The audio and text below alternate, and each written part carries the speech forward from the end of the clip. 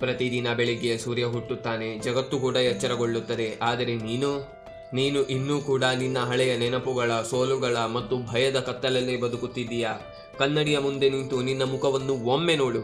ನಿನಗೆ ಅಲ್ಲಿ ಕಾಣುತ್ತಿರುವುದು ಕೇವಲ ಒಬ್ಬ ಸಾಮಾನ್ಯ ಮನುಷ್ಯನ? ಇಲ್ಲ, ನಿನ್ನೊಳಗೆ ಒಂದು ಜ್ವಾಲಾಮುಖಿ ಇದೆ. ಆದರೆ ನೀನು ಅದಕ್ಕೆ ಸಾಧಾರಣ ಬದುಕಿನ ನೀರು ಹಾಕಿ ನಂದಿಸುತ್ತಿದ್ದೀಯಾ? ಇಡೀ ಜಗತ್ತು ನಿನಗೆ ಹೇಳಬಹುದು, ನಿನ್ನ ಕೈಲಿ ಆಗಲ್ಲ, ನೀನು ಅದಕ್ಕೆ ಲಾಯಕ್ಕಿಲ್ಲ ಅಂತ. ಆದರೆ ನೆನಪಿಟ್ಟುಕೋ, ಜಗತ್ತಿನ ಮಾತುಗಳು ನಿನ್ನ ಭವಿಷ್ಯವನ್ನು ನಿರ್ಧರಿಸಲ್ಲ. ನಿನ್ನೊಳಗಿನ ಹಠ, ನಿನ್ನೊಳಗಿನ ಬೆಂಕಿ ನಿನ್ನ ಹಣೆಬರಹವನ್ನು ಬರೆಯುತ್ತದೆ. ಯಾರೋ ನಿನಗೆ ಮೋಸ ಮಾಡಿದ್ರು ಅಂತ ಅಳುತ್ತಾ ಕೂರಬೇಡ. ಪರಿಸ್ಥಿತಿ ಸರಿಯಿಲ್ಲ ಅಂತ ಹಣೆಬರಹಕ್ಕೆ ಬಯ್ಯಬೇಡ. ನಿನ್ನ ಇವತ್ತಿನ ಕಣ್ಣೀರು ನಾಳಿನ ನಿನ್ನ ಗೆಲುವಿನ ಇಂಧನವಾಗಬೇಕು. ಯಾರ್ಯಾರೋ ನಿನಗೆ ಅವಮಾನ ಮಾಡಿದ್ರಲ್ಲ, ಆ ಪ್ರತಿಯೊಂದು ಅವಮಾನವನ್ನು ಮನಸ್ಸಿನ ಡೈರಿಯಲ್ಲಿ ಬರೆದಿಟ್ಟುಕೋ.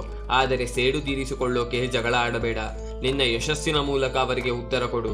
ನೀನು ಎತ್ತರಕ್ಕೆ ಬೆಳೆದು ನಿಂತಾಗ ನಿನಗೆ ಕಲ್ಲು ಹೊಡೆದವರು ತಲೆ ಎತ್ತಿ ನೋಡುವಂತಾಗಬೇಕು. ನಿನ್ನ ಆಲಸ್ಯ, ನಿನ್ನ ನಾಳೆ ಮಾಡೋಣ ಅನ್ನೋ ಬುದ್ಧಿ, ಇವೇ ನಿನ್ನ ಅತಿದೊಡ್ಡ ಶತ್ರುಗಳು. ಇವತ್ತೇ, ಈ ಕ್ಷಣವೇ ಆ ಸಂಕೋಲೆಯನ್ನು ಮುರಿದು ಹಾಕು. ಇತಿಹಾಸದ ಪುಟವನ್ನು ಒಮ್ಮೆ ತಿರುವಿ ನೋಡು. ಇತಿಹಾಸ ಸೃಷ್ಟಿಸಿದವರು ಯಾರೂ ಹೂವಿನ ಹಾಸಿಗೆಯ ಮೇಲೆ ಮಲಗಿ ಬಂದವರಲ್ಲ. ಅವರೆಲ್ಲರೂ ಮುಳ್ಳಿನ ಹಾದಿಯಲ್ಲಿ ನಡೆದು ನೋವನ್ನು ನುಂಗಿ ಬಂದವರು. ನೋವು ನಿನಗೆ ಸಿಗುತ್ತಿದೆಯಾ? ಹಾಗಾದರೆ ಸಂತೋಷ ಪಡು.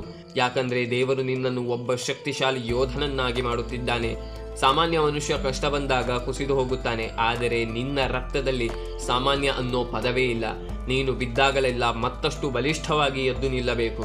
ಸಿಂಹ ಕಾಡಿಗೆ ರಾಜ ಯಾಕೆ ಗೊತ್ತಾ? ಅದು ಎಲ್ಲಕ್ಕಿಂತ ದೊಡ್ಡದಲ್ಲ, ಎಲ್ಲಕ್ಕಿಂತ ವೇಗವಾಗಿಯೂ ಓಡಲ್ಲ. ಆದರೆ ಅದರ ಆಟಿಟ್ಯೂಡ್, ಅದರ ಗಾಂಭೀರ್ಯ ಅದನ್ನು ರಾಜನನ್ನಾಗಿ ಮಾಡುತ್ತೆ. ನಿನ್ನ ಯೋಚನೆಗಳನ್ನು ಸಿಂಹದಂತೆ ಮಾಡು. ಯಾರ ಮುಂದೆಯೂ ತಲೆಬಾಗಬೇಡ.